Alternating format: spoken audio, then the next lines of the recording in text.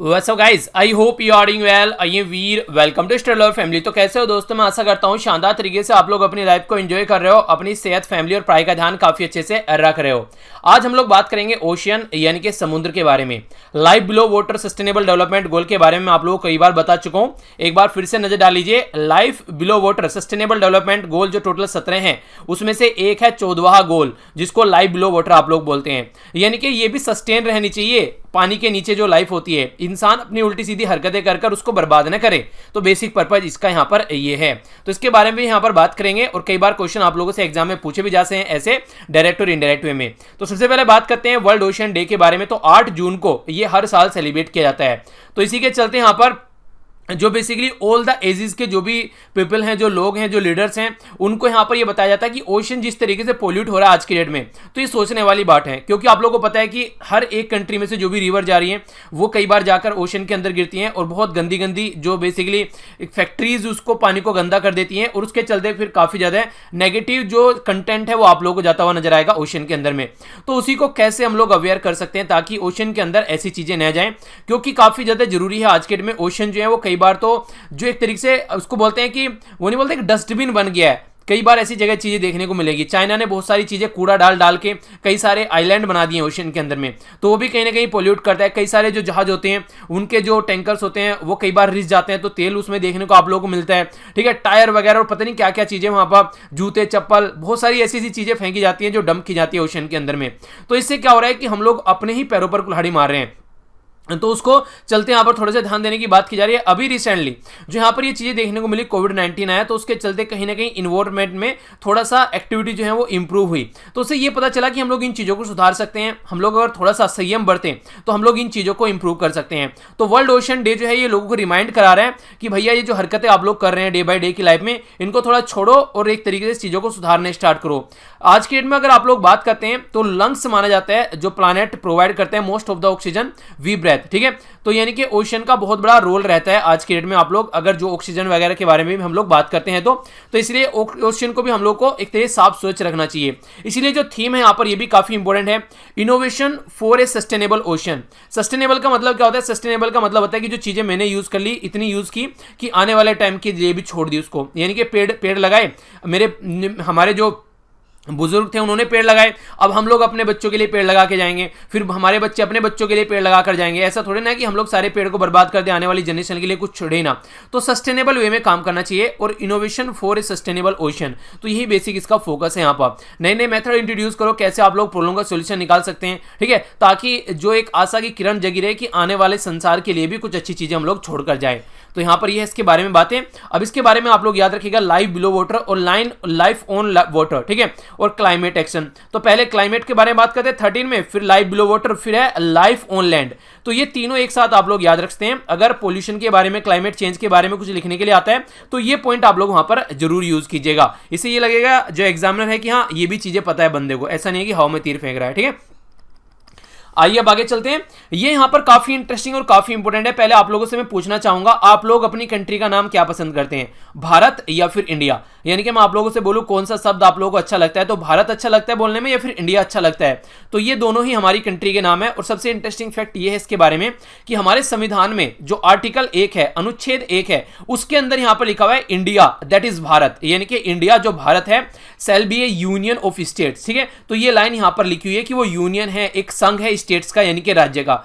तो ये लाइन हमारी कंट्री के जो संविधान में लिखी हुई है, इसको लेकर पिटीशन गई सुप्रीम कोर्ट के अंदर में और ये बोला गया कि जो ये यहां पर इंडिया है जिसको भारत बोला जा रहा है, अब ये इंडिया शब्द यहां से हटा दो, इसको बस भारत बोलो। तो ये यहां पर अभी न्यूज में है। तो क्वेश्चन आप लोगों से डायरेक्ट पूछ लिया जाएगा कि हाँ भैया ऐसा ऐसा क्या है हमारे संविधान में, किस आर्टिकल में ये लिखा हुआ है, क्योंकि न्यूज में है तो इनडायरेक्ट वे में आप लोगों से क्वेश्चन पूछ लिया जाएगा।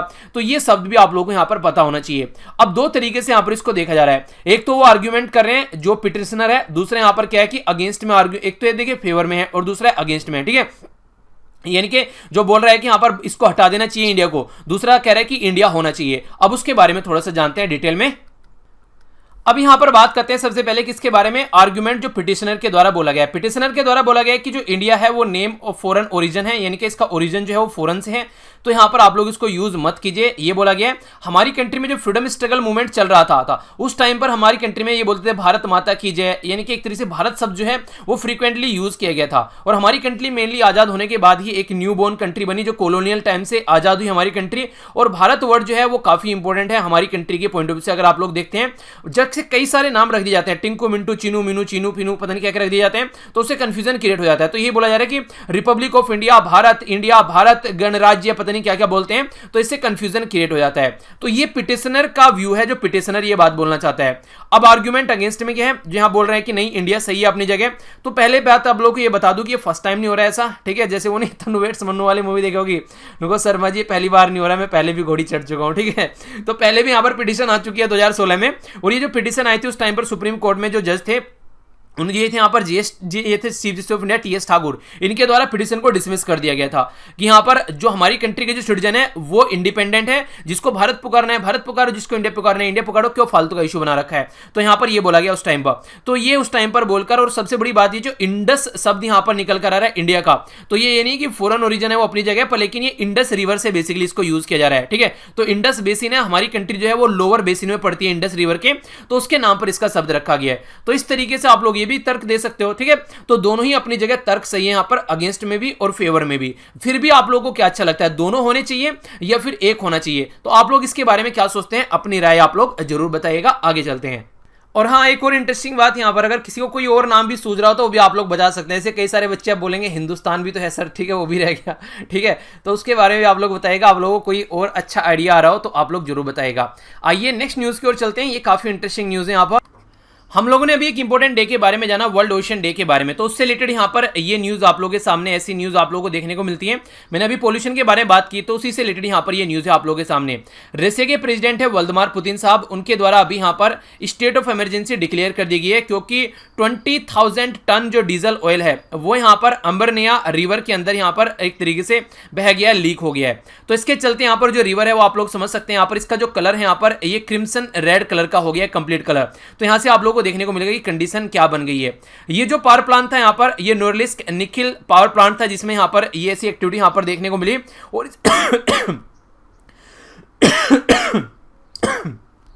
सॉरी, अभी यहां पर अगर इस रिवर के बारे में बात करें तो जो ये रिवर है यहाँ पर एक लेक से कनेक्टेड है। तो इस तरीके से आप लोगों से लेक भी न्यूज में पूछी जा सकती है, लेक प्यासिनो, ठीक है। तो ये सर्बिया वाला जो रीजन है रसिया के अंदर में, उस पर्टिकुलर रीजन में आप लोगों को देखने को मिल रहा है। तो यहाँ पर अगर आप लोग रसिया देखने को मिलता है आप लोगों को, अगर अपनी कंट्री ये हो गई, ठीक है, अपनी कंट्री के नॉर्थ में अगर आप लोग जाएंगे तो ये है यहाँ पर रसिया। तो रसिया के अंदर यहाँ पर ये चीजें देखने को मिल रही है। तो क्वेश्चन कई बार डायरेक्ट पूछ ले जाएंगे, या तो आप लोगों से रिवर का नाम पूछ लिया जाएगा, या फिर ये जो लेक है यहाँ पर रीजन में, इस लेक का नाम पूछ लिया जाएगा, किस कंट्री के अंदर में। कई सारी लेक वगैरह मैच करने के लिए आते हैं, तो इसलिए माइंड में क्लैरिटी होनी चाहिए, कोई कंफ्यूजन नहीं होना चाहिए, ठीक है। और सबसे इंपॉर्टेंट फैक्ट क्या है, अगर आप लोग थोड़ा सा नॉर्थ में जाओगे तो आप लोगों को पता है ये ऊपर वाला क्या है, आर्टिक ओशन है, और नीचे वाला ये हो गया आप लोगों का जो बेसिकली अंटार्कटिका वाला रीजन। तो यहाँ पर ये काफी ठंडा रीजन है, यहाँ पर बर्फबारी काफी ज्यादा रहती है, मैक्सिमम टाइम यहाँ पर बर्फ जमी रहती है। तो इन्वायरमेंट के पॉइंट ऑफ व्यू से भी बोला गया है ये थोड़ा सा एक इंपैक्ट डालने वाला है यहाँ पर। तो उस तरीके से भी आप लोग इसको देख सकते हैं। नेक्स्ट जो न्यूज़ है काफ़ी इंटरेस्टिंग, काफ़ी इंपॉर्टेंट है। ऐसे क्वेश्चन आप लोगों से डिफरेंट तरीके से पूछे जाते हैं। आप लोगों से यहाँ पर बात की जा रही है, फिलहाल का जो ड्यूरेशन चल रहा है ना, इसको बोला जाता है हेलोसिन इपोक। हेलोसिन इपोक एक ड्यूरेशन यहाँ पर जिसको एंथ्रोपोसेनिक एक्सटेंशन के नाम से भी आप लोग जानते हैं, और सिक्स इसको एक्सटेंशन के नाम से भी जाना जा रहा है। यहाँ पर बेसिकली है क्या, देखिए आज का जो ड्यूरेशन है ना, आप लोग इन्वायरमेंट के बारे में बात कर लीजिए, ओशन के बारे में बात कर लीजिए, पृथ्वी के बारे में बात कर लीजिए, इंसान के बारे में बात कर लीजिए, पेड़ पौधों के बारे में बात कर लीजिए, हर एक जगह आप लोगों को यहाँ पर एक तरीके से जो एंथ्रोपोजेनिक एक्टिविटी होती हुई नजर आएंगी, यानी कि इंसानों की हरकतें नजर आएंगी। तो इसके चलते बहुत सारी ऐसी चीजें हैं जो आज के दिन में एक्सटिंक्ट होती जा रही हैं, यानी कि खत्म होती जा रही है। बहुत सारे पशु पक्षी, पेड़ पौधे, मछलियां जो आज की डेट में नहीं है, जो पहले कभी हुआ करते थे। तो इसलिए यहाँ पर एक मास तरीके से यहाँ पर एक्सटेंशन हो रहा है, एक तरीके से यहाँ पर ये चीजें यहाँ से खत्म हो रही हैं। तो ये जो पर्टिकुलर ड्यूरेशन है इसको एंथ्रोपोसेनिक एक्सटेंशन बोला जा रहा है, यानी कि इंसानों की हरकतों की वजह से जो ये चीजें यहाँ पर हो रही हैं। तो ये जो स्टडी की गई है ये की गई है national academic of science of USA of America के द्वारा, यूनाइटेड स्टेट ऑफ अमेरिका के द्वारा, जिसको PNAS के नाम से जानते हैं। तो यहां पर अगर आप लोगों से कोई क्वेश्चन पूछे यहां पर तो कौन से नंबर का है, तो 6th इसको यहां पर बोला जा रहा है, ठीक है। क्योंकि ह्यूमन जो मेड एक्टिविटीज है यहां पर कई बार आप लोगों ने देखा होगा कि अभी रिसेंटली कुछ दिनों पहले जो बेसिकली ब्राजील में आग लगी, उसके कुछ दिनों पहले अभी ऑस्ट्रेलिया में भी आप लोगों को आग देखने को मिली, जिसकी वजह से बहुत सारे जीव जंतु जो है वहां पर मारे गए। तो ये सिचुएशन आप लोग यहां पर समझ सकते हैं। तो ये कैटास्ट्रोफिक जो ऑल्ट्रेशन यहां पर देखने को मिल रहा है इंसानों की हरकतों की वजह से एनवायरमेंट पर जो इंपैक्ट पड़ रहा है। बाकी अगर नॉर्मल अगर आप लोग देखें जो नेचुरल तरीके से होता है उस पर भी कई सारी चीजें होती हैं, जैसे अर्थक्वेक आ गया, ठीक है, सुनामी आ गया, ठीक है, उसमें इंसान कुछ नहीं करता है, सुनामी टी से बनता है, TSUNAMI, ठीक है। तो सुनामी आ गया यहाँ पर, तो वो सारी चीजें, या फिर वोल्केनो का इरेप्शन हो गया, ठीक है, तो वो सारी चीजें आप लोग एक तरीके से नेचुरल तरीके से देखते हैं। पर लेकिन यहाँ पर जो हरकत अभी इंसानों के द्वारा की जा रही है उसकी वजह से जो बर्बादी हो रही है, ये यहाँ पर एंथ्रोपोजेनिक एक्टिविटी भी इनको कई बार बोलते हैं, ठीक है। तो इसके बारे में आप लोग याद रखिएगा, ये यहाँ पर अभी न्यूज में था काफी। नेक्स्ट यहाँ पर थोड़ी सी एजुकेशन सिस्टम के बारे में बात की जा रही है। आप लोगों को पता होगा जब भी आप लोग कहीं एडमिशन लेने जाते हैं तो पहले एक बार स्टडी कर लेते हैं कि इस इंस्टीट्यूशन की रैंकिंग क्या है। तो उसी के बारे में बात की जा रही है। द टाइम्स हायर एजुकेशन, जिसको the Asia university of ranking 2020 के नाम से बात की जा रही है कि ये लॉन्च की गई यहाँ पर एक स्टडी, उसमें बोला गया यहाँ पर टाइम्स हायर एजुकेशन के द्वारा एक वीकली मैगजीन बेस्ड है जो कि लंदन के अंदर में रिपोर्ट की गई यहाँ पर कुछ पैरामीटर के बेस पर यूनिवर्सिटीज, जैसे कि टीचिंग का स्टैंडर्ड क्या है, रिसर्च क्या है, नॉलेज ट्रांसफर किस तरीके से की जा रही है, इंटरनेशनल आउटलुक क्या है उसका, तो उसके बेस पर यहाँ पर रैंकिंग तैयार की जा रही है। तो जो फर्स्ट और सेकंड रैंकिंग है यहाँ पर, ये अगर एशिया के अंदर आप लोग बात करते हैं तो चाइना की 2 यूनिवर्सिटी के बारे में बात की जा रही है। पहली यहाँ पर सिंगुआ यूनिवर्सिटी और दूसरा यहाँ पर पेकिंग यूनिवर्सिटी, ठीक है, पेकिंग यूनिवर्सिटी। तो चाइना की 2 यूनिवर्सिटी यहाँ पर टॉप पर हैं। तो ये सोचने वाली बात है हमारी कंट्री के लिए। हमारी कंट्री में इंडियन इंस्टीट्यूट ऑफ बैंगलोर, इसी के साथ में Indian Institute of Ropar, Indian Institute of Technology जो इंदौर है, यानी कि IITs जो हैं उनकी रैंकिंग आप लोग यहाँ पर देख सकते हैं, ठीक है। तो यहाँ पर कहने का मतलब यहाँ पर ये हमको भी अपनी जो एजुकेशन सिस्टम है उसको इंप्रूव करना चाहिए और हमारी भी रैंकिंग यहाँ पर टॉप 10 के अंदर दिखनी चाहिए। अपनी कंट्री के बारे में अगर बात करें तो टॉप 100 के अंदर हमारे 8 इंस्टीट्यूशन आए हैं, ठीक है, यहाँ पर, ठीक है, कोई यूनिवर्सिटी नहीं है, इंस्टीट्यूशन है यहाँ पर ये, ठीक है। तो इसके चलते हमारी कंट्री में जो ISC बैंगलोर है सबसे टॉप रैंक उसके 36, इससे पहले हमारी कोई रैंकिंग नहीं देखने को मिल रही है। एक बात फिर से गौर फरमाइएगा, ये एशिया की रैंकिंग है ना कि वर्ल्ड की रैंकिंग है। तो एशिया में भी हमारी ये पोजीशन चल रही है, तो वर्ल्ड में आप लोग देखिए हम लोग कहाँ पे पहुंचते हैं, ठीक है। तो इसके बारे में याद रखिएगा, जो कि इंपॉर्टेंट फैक्ट पूछा जा सकता है, किसके द्वारा तैयार की गई है, कौन सी रैंकिंग और कौन कौन टॉप पर है और हमारी क्या रैंक है, ये कुछ क्वेश्चन आप लोगों से बड़ी फ्रीक्वेंटली पूछ लिए जाते हैं। कोविड-19 के बारे में आप लोगों को बताइए, ऑल ओवर वर्ल्ड में त्रासदी आज के डेट में आ चुकी है, तो किस तरीके से इससे बाहर निकलना है। Cases, number of cases all over country में बढ़ते जा रहे हैं। तो यूके के द्वारा होस्ट किया गया ग्लोबल वैक्सीन समिट, ठीक है, जिसको यहाँ पर जो ये बोला गया ग्लोबल वैक्सीन समिट जो यहाँ पर, तो हमारी कंट्री के जो प्राइम मिनिस्टर है मोदी जी, उनके द्वारा इसमें कॉन्ट्रीब्यूशन की यहाँ पर बात की जा रही है, ठीक है। तो इसको GAVI के नाम से इसको बेसिकली जाना जा रहा है, ऑफिशियली जो यहाँ पर इसका नाम दिया गया है, ठीक है। तो ये जो वैक्सीन अलायंस है यहाँ पर, ये वैक्सीन अलायंस में यहाँ पर पब्लिक प्राइवेट पार्टनरशिप देखने को मिल रही है और प्राइम मिनिस्टर मोदी जी के द्वारा बोला गया कि $15 मिलियन जो है वो यहाँ पर इसमें प्रोवाइड कराएंगे ताकि स्टडी की जा सके, बेसिकली दवाई यहाँ पर बनाई जा सके। क्योंकि जो आज के डेट में जो पुअर कंट्री अफ्रीका कॉन्टिनेंट बहुत सारी, और हमारी अपर एशिया के बारे में भी आप लोग बात करें तो बहुत सारी ऐसी चीज़ें आप लोगों को देखने को मिलेगी जहां पर जो लोग हैं आज के डेट में वो यहाँ पर उनका इम्यून सिस्टम जो है वो काफ़ी बर्बाद हो चुका है, जिसकी वजह से बीमारी की चपेट में आ रहे हैं। तो इम्यून सिस्टम उनका बढ़ाने की कोशिश की जाएगी। तो GAVI जो है यहाँ पर ये ऑब्जर्वर स्टेटस है इसका वर्ल्ड हेल्थ असेंबली के अंदर भी, और फाउंड किया गया था 2000 में और लोकेटेड है जेनेवा स्विट्जरलैंड के अंदर में। वैक्सीन अलायंस जो है टुगेदर डेवलपिंग कंट्री जो है, उसी के साथ में जो डोनर गवर्नमेंट है, वर्ल्ड हेल्थ ऑर्गेनाइजेशन है, यूनिसेफ है, वर्ल्ड बैंक है, ये सारे, या फिर industry agency, civil society, Bill and Melinda Gates Foundation, ये सब मिलकर यहां पर बेसिकली पार्टनरशिप करते हैं ताकि किसी भी पर्टिकुलर महामारी से लड़ा जा सके और उसके लिए कोई दवाई तैयार की जा सके, ठीक है। तो ये पर्टिकुलर क्वेश्चन कई बार आप लोगों से बन जाते हैं। एक और इंटरेस्टिंग बात जो आप लोगों से पूछी जा सकती है, जो GAVI है यहाँ पर, इसके जो फाउंडर हैं यहाँ पर, यह bill and Melinda Gates foundation, ठीक है। तो ये इंपॉर्टेंट है यहाँ पर। देखिए एक तरीके से ये होती है असली में जिंदगी जीना, पैसा कमाया दबा के जितना भी लाइफ में कमा सकते थे, अब यहाँ पर बहुत ज़्यादा फिलंथ्रोपिक जो वर्क ये आप लोग करते हुए नजर आएंगे। गरीब कंट्री में दवाइयाँ, खाना, स्टडी आप लोगों को देखने को मिलेगा। बहुत सारा इन्वेस्टमेंट स्टडी के अंदर इंडिया के अंडर भी इनके द्वारा किया गया है। तो यहाँ पर इस तरीके से चीज़ें अगर आदमी करके चले तो देखिए कितना अच्छा लगता है कि हाँ दूसरों को सपोर्ट भी प्रोवाइड करा रहे हैं। इवन आप लोगों को पता है वर्ल्ड हेल्थ ऑर्गेनाइजेशन के USA के प्रेसिडेंट डोनाल्ड ट्रंप ने बोला वो सपोर्ट प्रोवाइड नहीं करेंगे। तो bill and Melinda Gates foundation काफ़ी लार्ज स्केल पर वहाँ पर फंडिंग करता है। तो ये होता है एक तरीके से आउट ऑफ द वे जाकर जीना, और इस तरीके के इंसानों को लोग हमेशा याद रखते हैं। आगे चलते हैं। नेक्स्ट यहाँ पर एक इंपॉर्टेंट पर्सनैलिटी के बारे में बात की जा रही है। तो कई बार आप लोगों से पर्सन स्पेसिफिक न्यूज़ पूछ ली जाती है। प्राइम मिनिस्टर नरेंद्र मोदी के द्वारा यहाँ पर दुख व्यक्त किया गया है। अभी यहाँ पर बासु चटर्जी जी की रिसेंटली अभी यहाँ पर डेथ हो गई है 90 की एज में। तो ये 1930 से लेके 2020 तक यहाँ पर इनका टाइम ड्यूरेशन रहा बेसिकली, और काफ़ी बड़ा रोल प्ले इनके द्वारा किया गया 1970s और 80s में। अलोंग विद आप लोगों को याद होगा यहाँ पर हरिकेश मुखर्जी और बासु चटर्जी जो हैं इनके द्वारा काफ़ी मिलकर काम किया गया। कई सारी चीज़ों के बारे में बात की जाए, जैसे मूवी यहाँ पर एंग्री यंग मैन हो गया, जैसे छोटी सी बात, चित्तचोर, रजनीगंधा, एक रुका हुआ फैसला, ये सारी बेसिकली इनके वर्क हैं। इसी के साथ में टीवी सीरियल जैसे यहाँ पर बात की जा रही है ब्योमकेश बख्शी, इसी के साथ में Rajni TV series for Doordarshan, तो काफ़ी कुछ काम इनके द्वारा किया गया है। तो इंपॉर्टेंट पर्सनैलिटी थे, डायरेक्ट क्वेश्चन बन जाएगा किससे कनेक्टेड थे, तो हल्का सा आइडिया रखेंगे तो एग्जाम में आप लोगों को सहूलियत होगी। आगे चलते हैं। न्यूज़ है यहाँ पर छोटी सी, आप लोगों से एग्जाम में क्वेश्चन बन सकता है। ईपीएफओ का जैसे आप लोगों ने फॉर्म भरा होगा, एग्जाम तो पोस्टपोन हो गया है, पर लेकिन करंट अफेयर आप लोगों से लगभग एक तरीके से आप लोग मानकर चलिए कि 1 साल तो मिनिमम करना ही है, 1.5 साल तक आप लोग तैयार करके रखिएगा, ठीक है। रीजन इसका ये है कि फॉर्म कब से निकले हुए हैं और एग्जाम कब होगा, तो इसके बारे में आप लोगों को पता होना चाहिए। और इससे रिलेटेड अगर कोई न्यूज़ है तो वो तो आप लोगों को डायरेक्ट यहाँ पर बेसिकली इकट्ठे करके रखनी है। ईपीएफओ बोलते हैं एम्प्लॉई प्रोविडेंट फंड ऑर्गेनाइजेशन, तो इसके द्वारा रिलीज किया गया यहाँ पे 868 करोड़ रुपए पेंशन अलोंग विद 105 करोड़ रुपए यहाँ पर ये एरियर के तौर पर भी यहाँ पर दिए जा रहे हैं। तो यहाँ पर बेसिकली क्या है, ये जो पेंशन स्कीम का नाम सुना होगा आप लोगों ने, जिसको एम्प्लॉई पेंशन स्कीम कहते हैं, ठीक है।